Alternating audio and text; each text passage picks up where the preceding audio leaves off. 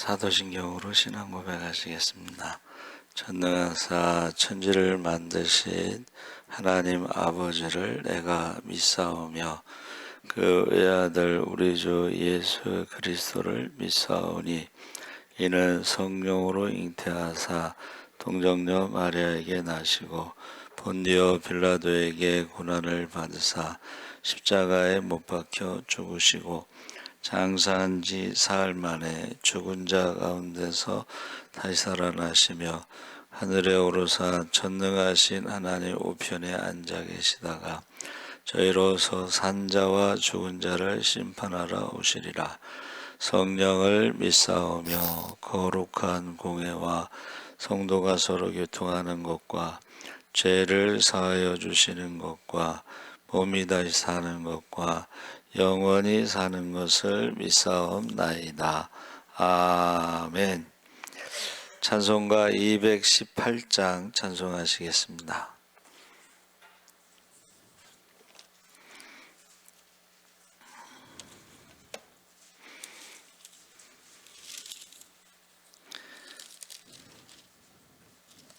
찬송가 218장 찬송하시겠습니다.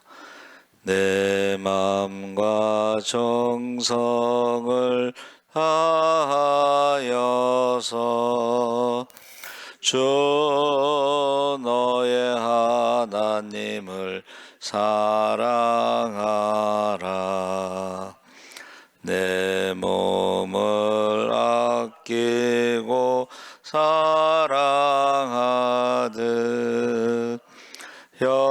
형제와 이웃을 사랑하라.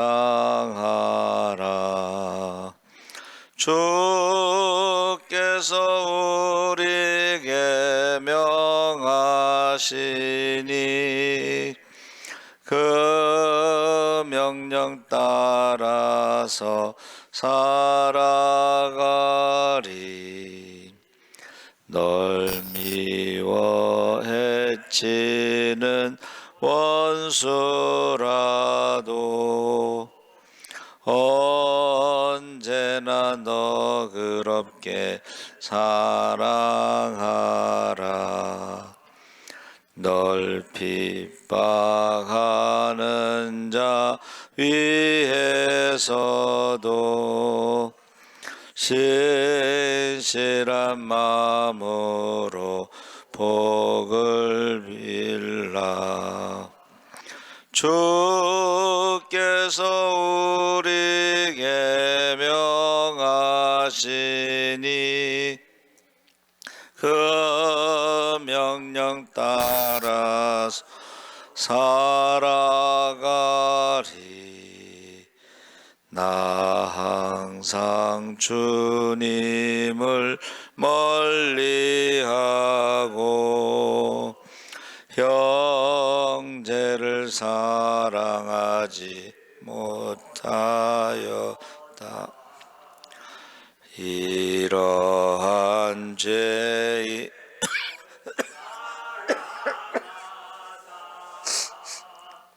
주께서 몸 버려 죽으셨다. 속죄의 큰 사랑 받은 이 몸 내 생명 다 바쳐 충성하리. 아멘. 하나님 말씀은 신명기 15장 1절에서 6절까지 말씀을 함께 읽겠습니다. 285쪽에 있습니다.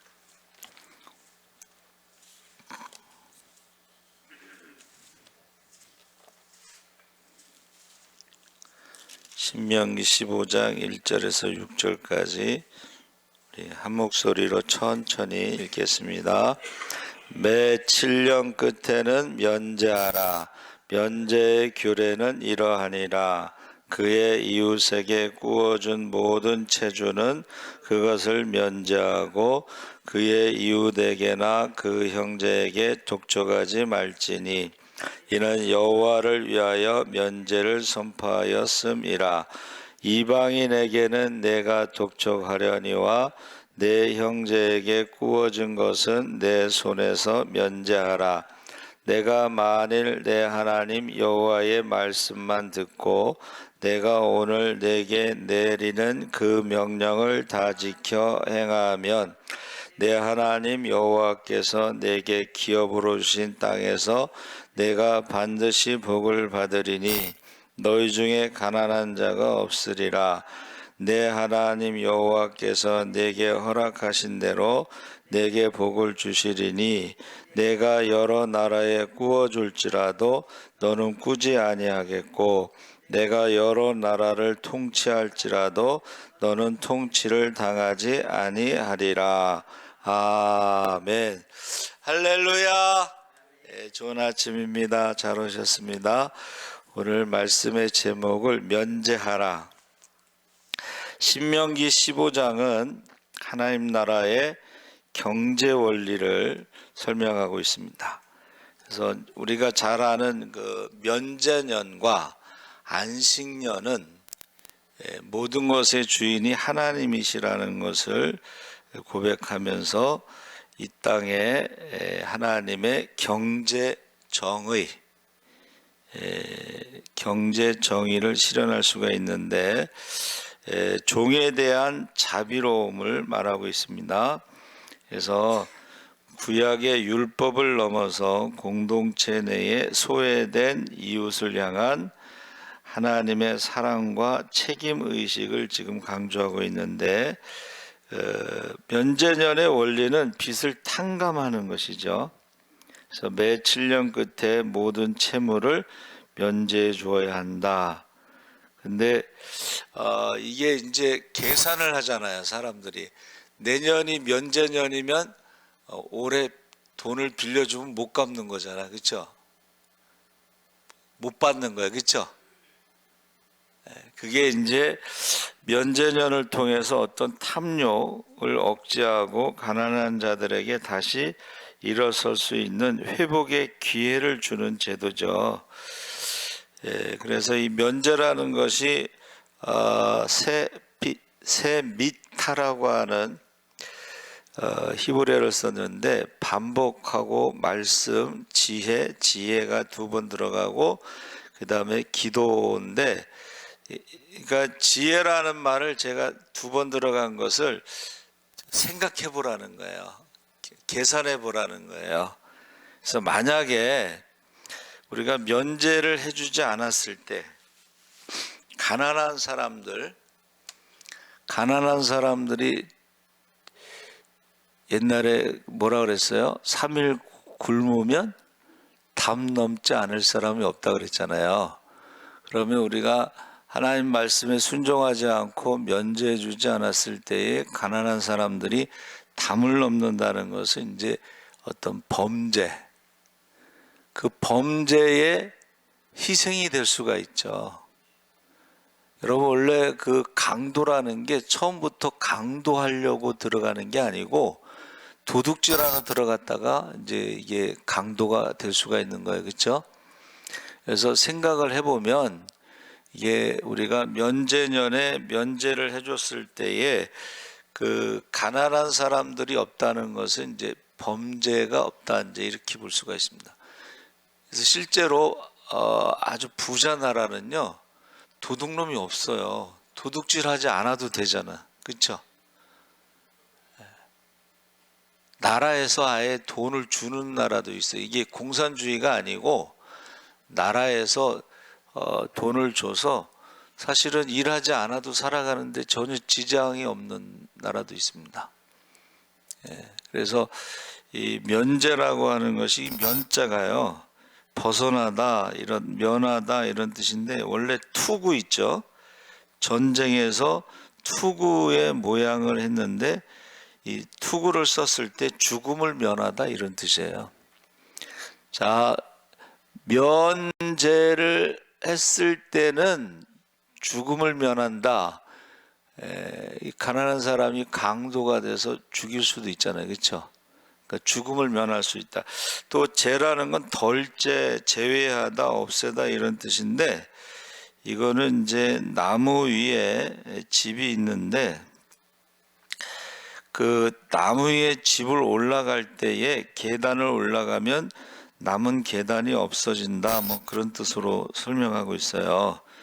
올라가다 보면, 다시 말하면 우리가 면제하다 보면, 모든 사람이 면제를 하다 보면 결국은 가난한 사람이 없고 범죄가 없을 수 있다, 이제 그렇게 해석할 수가 있습니다. 그래서 탕감하다라는 말은 이제 느헤미야 10장 31절에 나오고, 대부분은 빚을 탕감하다 할 때 사용하는 거예요. 빚. 그리고 마태복음 18장 27절에도 탕감이 나오는데, 아피에미, 마태복음은 이제 신약이니까는 헬라어인데, 아라는 거에다가 압이라고 하는 말에다가 히엠이라는 게 붙어 있어요. 히엠이는 보내다 이런 뜻입니다. 그러니까 우리가 멀리 보내다 이런데, 우리가 잘 아는 그 아사셀 염소 있죠? 두 마리에다가 한 마리는 안수해서 이렇게 광야로 보내는 거죠. 죄를 떠나 보내는 거예요. 우리가 안수할 때에 그 동물에게 우리의 죄를 안수해서 그 염소가 떠나는 게 죄가 멀리 떠난다는 거예요. 그리고 광야 가서 죽겠죠. 그렇죠? 그러니까 예수님이 세상 죄를 지고 가는 하나님의 어린 양으로 죽는 거예요. 그렇죠? 그리고 또 하나는 이제 여호와께 성결 해가지고 죄의 값은 죽음이기 때문에 그 염소를 이제 번제로 바치는 거예요. 그래서 히에미로 떠나보내다, 이제 그런 말인데, 우리가 이 히브리어로는 이제 하달이라고 그랬어요. 이 하달이라는 것이 포기하다 이런 뜻입니다. 그래서 우리나라에만 있는 그 세계에 등록된 그 병이 화병입니다. 화병. 1,000억을 가진 재산가가 재판에서 져서 1억을 손해봤어요. 그럼 1,000억에 1억이면 사실은 없어도 살잖아. 그렇죠? 근데 그 1억을 못 받은 것에 대한 화병으로 죽는 경우가 있어. 근데 이거를 이게 이제 우리가 지금은 잘 모르겠지만, 그전에는 돈을 친한 친구에게 돈을 빌려줬는데, 어떤 장로님하고 이제 권사님이 이제 그 권사님이, 여자가 이제 친구한테 돈을 2억을 빌려줬는데, 그걸 빌려간 사람이 이렇게 쉽게 갚을 수가 없어요. 그렇죠? 없으니까 빌려갔는데 어떻게 쉽게 갚겠어. 그러니까 이 권사님이 화병이 생기는 거야. 그러니까 나중에 그 장로님이 그 친구를 불러가지고 탕감해줘라 그래 버렸어요. 탕감해, 포기해야지 살 수가 있어. 그 2억을 포기 안 하면은 죽는다는 거야.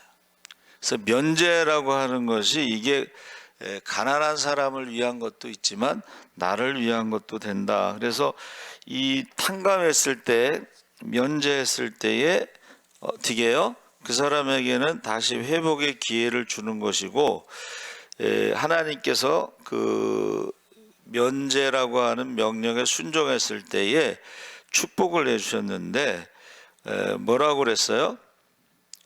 하나님께서 그에게 복을 내리신다, 그렇게 말씀하셨어요. 그래서 그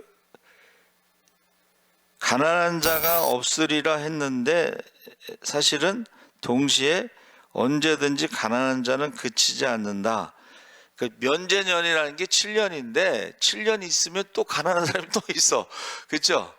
또 빚진 사람이 있어. 그래서 지속적으로 하라고 그랬는데, 옥합을 깨트린 그 여인에 대해서 300데나리온이라는 말을 했어요. 근데 오병이어에서 빌립이 제자가 뭐라 그랬어요? 200데나리온이라고 그랬어요. 그러니까는 굉장히 큰 돈이지. 그렇죠? 그런데 이것을 왜 가난한 사람에게 나눠주지 왜 그것을 허비했느냐 이렇게 했을 때 예수님께서 뭐라 그랬어요?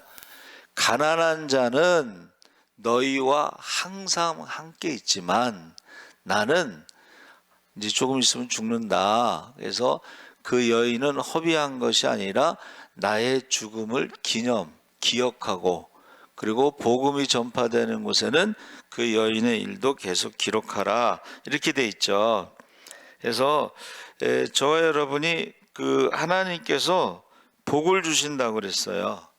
그래서 뭐라고 돼 있어요? 가난한 자에게 빌려주는 것은 또는 탕감해 주는 것은 하나님께 빌려주는 것이다. 하나님이 보증.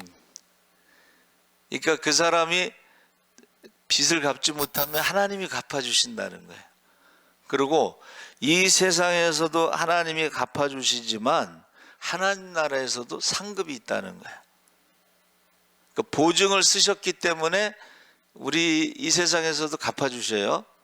그리고 하나님 말씀에 순종했기 때문에 하나님 나라에서도 상이 있다는 거예요. 그래서 그 기독교 문화가 있는 서양에서는 기부라는 게 많죠. 기부금. 그리고 세금도요. 그 사람들은 우리가 생각할 때는 세금을 굉장히 부담스러워하지만 그 사람들은 그것을 세금을 부담스러워하지 않습니다. 그래서 예를 들면 의사가 1년에 뭐 연봉이 1억이다. 그러면 세금을 40%를 떼어가. 그래서 이제 물어봤어요. 좀 억울하지 않느냐? 그랬더니 아니라는 거야. 억울하다고 생각하지 않습니다. 그것은 가난한 자에 대한 의무, 책임, 그건 당연하다 이렇게 생각하는 거야. 아까 말한 대로 그 사람들이 도와주지 않으면 사실은 범죄가 있을 수가 있다. 그 희생이 우리가 될 수가 있다 그랬죠. 그래서 그 두 번째 종을 이제 빚이라고 하는 것은 아직 종으로 팔려가지는 않은 상태야. 근데 몸이 종으로 팔려갔다는 것은 더 큰 빚을 진 사람들이에요. 그러니까는 거기서 7년이 되면 면제년 안식년이 되면 6년 동안 일한 것에 대해서 아무 대가 없이 자유를 줘라. 그렇죠? 그래서 우리가 면제라는 건 탕감. 그래서 제가 이렇게 생각해 보니까 예수 그리스도께서 우리의 죄값을 대신 갚아주신 것을 이게 면제시켜줬다, 탕감시켜줬다. 이것을 은혜라고 그래요. 은혜. 그런데 그 종을 어떻게 해요? 종을 자유를 준 것을 은혜라고 그러고 그 종을 또 자녀로 삼는 경우가 있습니다. 자녀로 삼는다는 것은 상속권이 주어지는 거예요. 이것을 저는 은혜 위에 은혜인데 이것을 믿음으로 탕감시켜 준 것을 은혜를 감사하는데 탕감시켜줘서 자유를 준 거 위에 자녀로 삼아서 상속권을 주신다는 것이 은혜 위에 은혜인데 이것을 믿음으로 여러분 저와 여러분이 믿음으로 하나님의 자녀가 된 것을 믿으시기 바랍니다. 하나님의 자녀가 됐다는 거예요. 이것을 우리가 은혜 위에 은혜다. 저는 그렇게 해석하고 그것을 탕감시켜 준 것을 우리가 자유를 얻어서 그 은혜 그리고 자녀가 된 은혜 위에 은혜 하나님과의 관계에서 이것을 믿게끔 하는 것이 바로 우리가 순종했을 때 이거 성령의 역사다 이러는 거야. 내가 너 아들로 삼을게. 그리고 재산을 상속한다는 건 또 다른 거거든. 그러니까 이걸 믿어야 된다. 저와 여러분이 믿음으로 하나님의 자녀가 된 것을 믿으시기 바랍니다. 그리고 하나님 나라를 상속받는다는 거예요. 그리고 거기 가면 또 우리가 상급이 있다는 거예요. 그래서 이것은 성령께서 역사하셔야지 이게 믿어진다는 거예요. 그러면 이것을 믿는 사람들은 하나님의 말씀에 순종하겠죠. 그렇죠? 그래서 우리가 종을 보낼 때는 또 빈손으로 보내지 말라. 그들의 수고 6년 동안 종살이한 것에 대해서 빈손으로 보내지 말고, 그러면서 뭐라고 말씀하시냐면 애굽에서 종 되었을 때에 하나님께서 너희에게 속량하신 은혜를 기억하라. 그래서 여러분, 면제년이라는 것은 애굽에 종살이 했던 것을 기억하는 것은 하나님의 은혜를 잊지 않는 것을 말하는 거예요. 출애굽 6월절을 잊지 않는 거예요. 그래서 만약에 종이 이제 자유를 줬어요. 그리고 빈손으로 보내지 않았어. 이제 가서 또 어떤 회복할 수 있는 기회를 줬는데도 저는 주인을 사랑해서 난 나가지 않겠습니다 했을 때는 귀에다가 송곳으로 뚫어서 영원히 그 집의 종이 되게 하는 규례도 포함되어 있는데, 이게 귀걸이에요. 근데 이제 여자들이 귀걸이 하는 건 이제 양쪽이 하잖아요. 근데 종의 귀걸이는 한쪽만 하는 거예요. 근데 이 한쪽만 하는 게 요새 뭐냐면 동성애자들이 귀걸이를 한쪽만 합니다.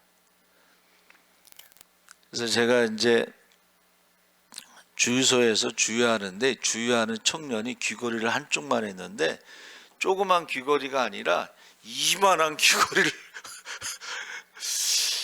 그래서 이제 제가 전도하려고 이제 전도하는데 신학생이래. 신학생인데 저 귀걸이를 한쪽에다 하고, 이거는 성경을 모르거나, 그렇죠? 아니면 요새도 이제 신학교에는 동성애 동아리가 있어요. 신학교에도 동성애 목사도 있잖아요. 그렇죠? 그런 시대에 우리가 살고 있구나, 이제 그런 생각이 들었습니다. 세 번째는 처음 난 가축을 하나님께 드려라.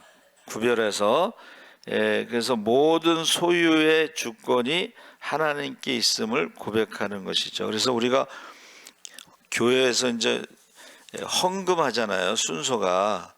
그러면 이거는 우리가 헌신의 의미도 있고, 그 다음에 모든 소유가 주님 것이라고 하는 신앙 고백도 있는 거예요. 그래서 헌금 기도할 때 꼭 그러잖아요. 모든 것이 하나님의 것이라는 신앙 고백과 함께 헌신의 의미로, 그래서 쓰여진 예물이 하나님 나라가 확장되고 구원받는 자의 수가 더하도록. 두 번째는 우리의 헌금과 함께 기도 제목도 하나님께 드렸습니다. 100% 믿고 의지할 때 하나님께서 100% 책임져 주세요. 이렇게 이제 축복기도 하죠. 그래서 우리가 받은 은혜를 이웃에게 흘려보내는 축복의 통로가 돼야 되고, 그 다음에 나눔에 대해서, 이게 나눔이라고 하는 것을요, 한번 따라해 보세요. 하나님의 통치. 하나님께서 물질을 통해서, 내게 주신 물질을 통해서 하나님의 통치를 지금 실현하시는 거예요. 하나님이 내게 주신 시간, 하나님이 내게 주신 물질, 하나님이 내게 주신 건강을 통해서, 그래서 그거를 이제 전적으로 헌신한 사람들이 이제 선교사님들이죠. 그 니카라과 임종혁 선교사님도 200명의 아이들을 먹이고 가르치고, 그거를 하나님의 뜻대로 사용하는 거죠. 그거 선교 헌금 보내는 사람들의 그 모든 것을 모아서 이제 그렇게 하는 거죠. 그리고 우리가 항상 종되었던 시절을 기억해야 된다. 우리가 죄의 종, 마귀의 종, 세상의 종, 이런 종살이 했던 걸 기억해야 된다 그랬습니다. 근데 거기서 구제할 때에 인색함을 버리고, 그렇죠? 억지로 하지 말고 즐거운 마음으로 해야 된다 그랬습니다. 그래서 저와 여러분이 항상 이 초보 운전 때 생각하고 운전을 해야 되는 것처럼, 신앙도 초보 신앙이 있잖아요. 초보 신앙. 아직도 우리 이제 초보 신앙을 가진 사람들이 11조나 성교 헌금이나 이런 거 잘 못하잖아요. 그렇죠? 근데 그 모든 것이 하나님의 것이라고 하는 어떤 신앙이 있어야 되겠죠. 그리고 그것을 즐거운 마음으로 인색함으로 하지 말고 해야 됩니다. 근데 저는 그 먼저 그의 나라와 그 일을 구할 때에 이제 성교 헌금을 하잖아요. 저는 자녀들을 위해서 심는다고 저는 생각을 해요. 성교 헌금뿐만이 아니라 헌금은 원래 고아와 가부와 나그네와 병든 자와 옥에 갇힌 자와 레위인들을 돌보는데 그게 하나님의 가족이라고 그랬는데 하나님의 가족을 돌보게 되면 하나님이 우리의 가족을 책임지실 줄 믿습니다. 저는 그렇게 믿고 있어요. 그래서 우리가 자녀들을 위해서 무엇으로 심든지 그대로 거두게 될 줄 믿습니다. 아멘. 하나님 아버지 감사합니다. 우리가 하나님 말씀대로 가난한 사람은 이 세상에 항상 있다고 했습니다. 우리가 주님의 죽음도 기억해야 되겠지만 또 하나님 말씀대로 가난한 자들, 우리에게 맡겨진 자들이 있습니다. 그들에게 우리가 하나님의 통치를, 하나님의 사랑을, 하나님의 은혜를 그들이 느낄 수 있도록 우리가 말씀에 순종하게 하여 주시옵소서. 감사하며 예수님의 이름으로 기도하옵나이다. 아멘. 하늘에 계신 우리 아버지여, 이름이 거룩히 여김을 받으시오며 나라의 임하옵시며